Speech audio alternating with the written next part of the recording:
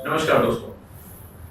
आज हम बात करेंगे आईएएस प्री में सीसैट के पेपर को कैसे तैयार करें, सीसैट का सिलेबस क्या होता है और हमारी अप्रोच कैसी होनी चाहिए। चलिए हम लोग देखते हैं। सबसे पहले सीसैट की अगर हम बात करें तो जो हमारा पहला टॉपिक होता है वो बोधगम्य था, यानी कि कम्प्रीहेंशन रिलेटेड होता है। साथ ही साथ इसमें जो अगर हम सिलेबस की बात करें यूपीएससी की, तो इसमें सबसे महत्वपूर्ण होता है कि आपका जो है कौशल यानी कि बातचीत संवाद स्थापित करने की जो क्षमता होनी चाहिए। साथ ही साथ आपकी जो विश्लेषणात्मक क्षमता यानी कि जो आपकी एनालिटिकल पावर होती है इसको देखते हैं, यानी कम्प्रीहेंशन और इंटरपर्सनल स्किल्स जो होती है वो आपका पहला टॉपिक होती है। बोधगम्यता यानी कम्प्रीहेंशन मतलब क्या होता है, वो क्या चेक करना चाहते हैं।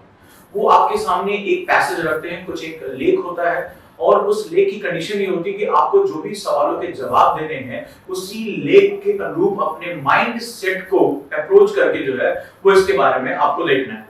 तो बोधगम्यता के केस में आपके पास दो तीन चीजें होनी चाहिए। पहली बात, जब ये कहते हैं इंटरपर्सनल स्किल यानी कि जो है वो कम्युनिकेशन स्किल के रूप में, संचार जो है वो साधन के रूप में आपको इस्तेमाल करना है, तो संचार जो होता है वो हमेशा शब्दों या अभिव्यक्ति के माध्यम से किया जाता है, एक्सप्रेशंस के माध्यम से किया जाता है। वर्ड चाहिए होते हैं।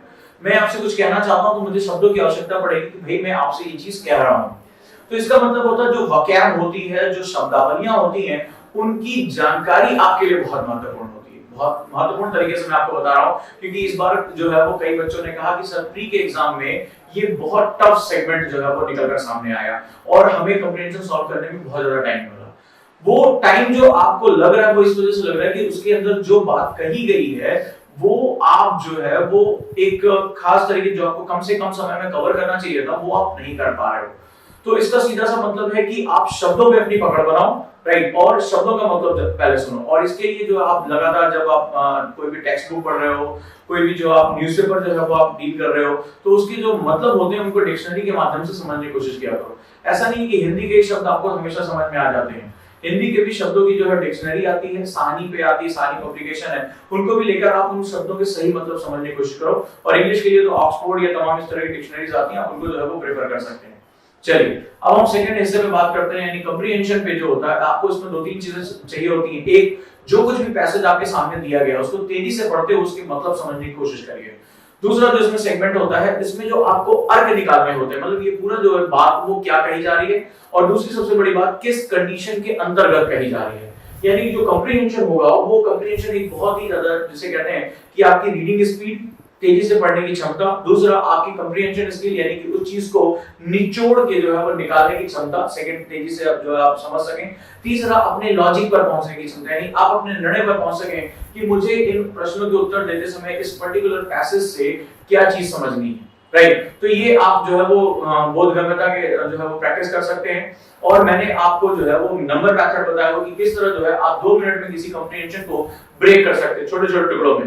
क्योंकि चैलेंज ये होता है कि जब आप एक लगातार लीनियर वे में पढ़ना शुरू कर देते हैं, जैसे जैसे आप ऊपर से नीचे की तरफ आते हैं आप भूलना शुरू कर देते हैं, राइट। आपको ज्यादा देर तक वो याद नहीं रह जाता। और ऐसी कंडीशन में क्या होगा, जैसे जैसे आप जो है, जो मैंने आपको नंबर सिस्टम बताया वो आप मेरा वीडियो देख सकते हैं, how to solve comprehension in 2 minutes, तो वहां पर आप जो है वो नंबर कोडिंग करते चले जाएंगे और वो छोटे छोटे कम्प्रीहेंशन जो होगा छोटे छोटे टुकड़ों में टूट जाएगा और आप तुरंत जो है उसका आंसर दे सकेंगे, राइट। दूसरा क्या होगा, जैसे भी आप जैसे संडे को द हिंदू आता है या कोई भी आपके सामने जो है वो इंपॉर्टेंट पैसेज है, यहाँ बोधगम्यता के माध्यम से यूपीएससी आपकी जो है रीडिंग स्पीड जानना चाहता है कि रीडिंग और अंडरस्टैंडिंग आप कैसे हैं। तो आपको एक निरंतर प्रक्रिया के माध्यम से उसको अपडेट करना पड़ेगा। क्या करना पड़ेगा, कुछ अच्छी किताबें, जैसे हिंदी में ही तमाम तरह के साहित्य, प्रेमचंद का साहित्य हो गया, फणीश्वर नाथ रेणु का साहित्य हो गया, ये तमाम जो ऐसे नॉवेल्स हैं जिसमें थोड़ी सी एक विद्वता होती है वो आपको पढ़ना पड़ेगा।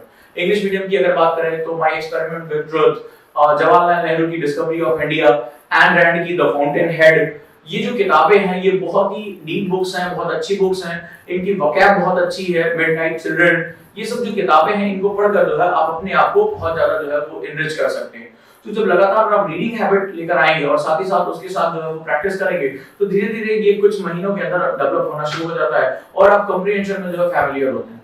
नुकसान केवल उन बच्चों का होता है जिन्हें कम्प्रीहेंशन सॉल्व करने का मेथड नहीं पता या जिन्होंने पहली बार कुछ पढ़ना शुरू किया ढंग इस तरह रीडिंग हैबिट के साथ। तो एक सेपरेट वीडियो में मैं आपसे WPM टेक्निक डिस्कस करूंगा, यानी वर्ड पर मिनट कैसे इंक्रीज करते हैं। आप अपनी आंखों के मूवमेंट, अपने हैंड आई कोऑर्डिनेशन से जो है वो अपनी पढ़ने की गति को बहुत अच्छा कर सकते हैं। वो फर्दर मैं किसी वीडियो में इसके विषय में बात करूंगा। तो जो मैंने आपसे अभी जो है बोधगम्यता के बारे में बात किया, उस पे जो है आप उसको पढ़ सकते हैं, उसको कर सकते हैं। साथ ही साथ मार्केट में तमाम बुक्स आती हैं, जैसे अरिहंत पे भी आती हैं, ये तमाम पब्लिकेशन है जो प्रैक्टिस सेट प्रोवाइड करते हैं, राइट। जो बोधगम्यता की कोशिश करिए कि वीक में 2 या 3 सेट इस तरह जो है आप लगातार लगाना शुरू कर दीजिए, और अलग अलग साइंस पे अलग, पर्यावरण पे अलग, समाज पे अलग, इस तरह के जो है कंप्रीहेंशन उनको आप कोशिश करिए सॉल्व करते रहिए। नेक्स्ट जो सेगमेंट होता है जहां पर हम लोग कहते हैं सामान्य मानसिक योग्यता और आधारभूत गणितीय क्षमता, यानी कि जो बेसिक मैथमेटिकल स्किल जो होनी चाहिए, रीजनिंग स्किल होनी चाहिए, आपको आनी चाहिए। तो प्राइमरी यानी कि थोड़ा सा मैथ्स और रीजनिंग, ठीक है, ये आपका जो है वो सेकंड सेगमेंट हुआ। अब सवाल है कि मैथ्स का नाम सुनते बहुत लोगों को पसीना आ जाता है, लेकिन आपको एक अच्छी खबर बता दूं कि यूपीएससी में मैथ्स नहीं आती है, ठीक है। अब आप कहेंगे अरे दिया तो है, वो मैथ्स जो होती है वो बेसिकली रीजनिंग स्किल का ही एक जो है वो संवर्धित रूप होती है, एक एनहांस जो होता है वो टैक्टिक्स होती है, राइट। अगर आप देखोगे तो प्रशासनिक अधिकारी के तौर पर आपको पूरे लाइफ डाटा इंटरप्रेट करना पड़ेगा, डीआई जिसे हम लोग बोलते हैं, डाटा इंटरप्रेट करना, बार चार्ट को पढ़ना, या चार्ट है या बार ग्राफ है, ये सब चीजों को पढ़ना, और उसके माध्यम से जो है वो अपने जो है आउटपुट पर निकलना। जैसे आप इकोनॉमिक सर्वे आता है, तो इकोनॉमिक सर्वे आप देखोगे ढेर सारे जो है कर्व्स बने होते हैं, ढेर सारे जो होते हैं बार ग्राफ होते हैं, कभी भारत की जीडीपी के बारे में, कभी गरीबी के बारे में, कभी इंडस्ट्रियल प्रोडक्शन के बारे में। तो एक अधिकारी को इनको समझने की क्षमता होनी चाहिए। कहां से आप करेंगे इसकी प्रैक्टिस, की हम देखते हैं। सबसे पहले जो 6th 7th 8 3 साल की जो एनसीईआरटी, मैं आपको बताता हूं 3 साल की जो एनसीईआरटी 6th 7th 8 जो मैथ्स की बुक आती है एनसीईआरटी, आप कुछ मत करिए, उसके सॉल्व्ड एग्जांपल जो सॉल्व आते हैं उन एग्जांपल्स को सॉल्व कर डालिए, उनको एक बार पढ़ लीजिए कि देखिए इसमें कैसे सॉल्व किया जाता है। क्वेश्चन ऐसे होते हैं जो फार्मूलों का इस्तेमाल जिसमें कम से कम किया जाता है, लॉजिक का इस्तेमाल वो ज्यादा करते हैं यूपीएससी में। आप नहीं हो तो 6 7 8 ये तीन जो मैंने एनसीईआरटी बताई 6 7 8 एनसीईआरटी जो मैथ्स की बुक है उसमें जो सॉल्व एग्जांपल दिए हैं उनको आप कर डालिए, देखिए आप कितना जो है वो कॉन्फिडेंस गेन करेंगे। रीजनिंग के लिए RS Agarwal, one of the best book, एक ही किताब काफी है आपके लिए, आरएस अग्रवाल, और उसमें भी आप 4 से 5 साल के जो पैटर्न आ रहे हैं, जैसे कि आपने देखा होगा हमेशा जो चार्ट पर एक क्वेश्चन आता है, एज पर आता है, रिलेशनशिप पर ये क्वेश्चन आते हैं, इनको जो है आप इनके सॉल्व कर लीजिए। और अगर कुछ नहीं कर पा रहे हैं तो इसके जो सॉल्व एग्जांपल दे रखे हैं उन्होंने ढेर सारे, उन सॉल्व एग्जांपल को आप जो है वो कर डालिए, एक बार लगा डालिए, आपके लिए काफी है। हिंदी में भी बुक अवेलेबल है और इंग्लिश में भी अवेलेबल है, तो ये दोनों जो है मीडियम के बच्चों के लिए बहुत इंपॉर्टेंट है, राइट।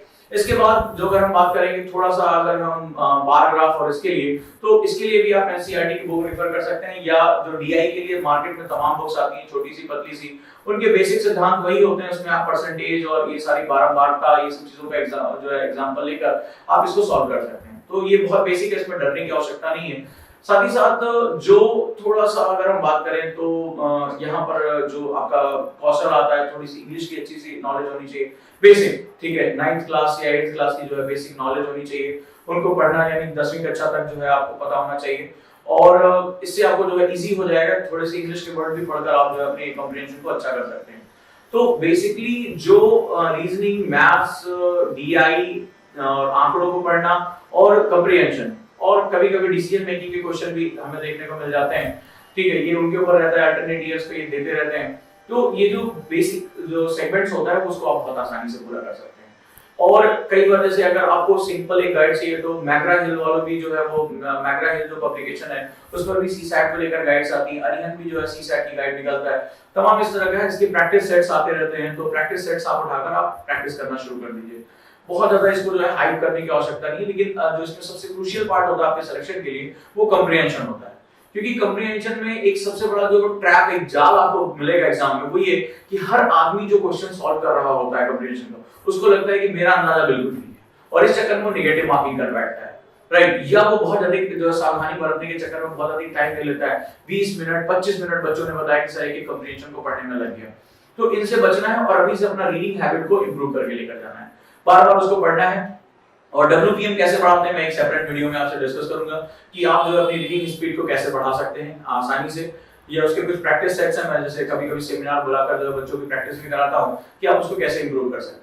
तो दोस्तों ये रहा आपका जो है वो सेकंड सेगमेंट, यानी कि जो प्री में जो है सीसैट का पेपर है, इसको कैसे तैयार करना है ये आप देखिए। न्यूज़पेपर पढ़ने की आदत डालिए और उसको कोशिश किया करिए सामने एक टाइमर रख लीजिए, ठीक है, जब आप कॉम्प्रिहेंशन के लिए पढ़ने की कोशिश करें एक टाइमर रख लीजिए और टाइमर सेट कर लीजिए, और कि भैया मुझे ये पूरा एडिटोरियल जो है चाहे हिंदी हो चाहे इंग्लिश हो इतनी देर में पढ़ डालना है, और पढ़कर जो है वो एक पेपर लीजिए और अपने आप से पहले एक क्वेश्चन सेट कर लीजिए, इसमें मुख्य बात क्या रही, इसका सारांश क्या रहा, किस विषय पर बातचीत की गई थी, ठीक है, इसमें जो है वो कौन कौन से जो तथ्यों का प्रवेश कराया गया, इनको जो है वो एक पेपर पे तत्काल लिख डालेंगे। इसमें हम 2 काम करेंगे, तेजी से पढ़ेंगे, हर बार जो है टाइमर में आप जितना भी समय लगा रहे हैं कि मान लीजिए कंप्रीहेंशन आपको पढ़ने में 8 मिनट लगा, कोशिश करिए अगली बार 7.5 हो, फिर 7 हो, आप कम से कम समय में उसको करते जाइए। तो टाइमर के माध्यम से आप उसको बहुत आसानी से पढ़ सकते हैं। साथ ही साथ जब आप उसकी समरी लिखेंगे, इसमें क्या कहा राइटर ने, का विषय वस्तु क्या थी, टॉपिक क्या था, तो इसमें आप जो है वो रिकॉल करेंगे, तो ऐसे में आपका कंप्रीहेंशन बहुत अच्छा होता चला जाएगा।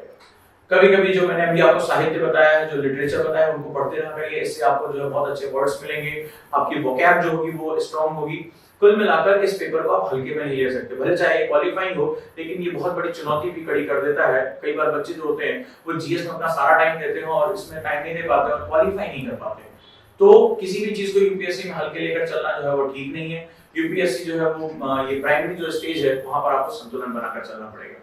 तो दोस्तों, ये आपको वीडियो कैसा लगा ये जरूर बताएं, चैनल को सब्सक्राइब करें और ये जो पॉजिटिविटी है हमारी उसको जो है वो चारों तरफ लेकर जाने की कोशिश करिए, शेयर करिए वीडियोस को।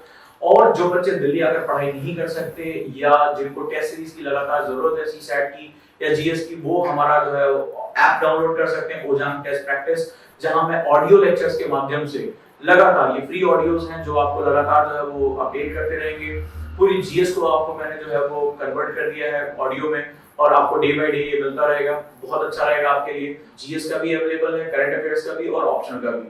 तो पूरा जो आपको पैकेज है वो अपने टैबलेट, मोबाइल या लैपटॉप किसी भी माध्यम से आप पढ़ाई कर सकते हैं, मेरे साथ जुड़े रह सकते हैं। और जो मेरी एक जो थीम है कि मैं आपकी स्किल को जो है एनहांस करके पढ़ाना चाहता हूँ और आपको जीते हुए देखना चाहता हूँ, वो आपको बहुत ही कम कीमत पे बिना दिल्ली आए वो मिल सकता है। तो दोस्तों जुड़े रहिए और इस बार कर दिखाना है तो कर दिखाना है, कोई भी अब आपको रोक नहीं सकता। इस बात का मुझे पूरा विश्वास है कि विश्वास धीरे धीरे आप अपने अंदर लाना शुरू करें।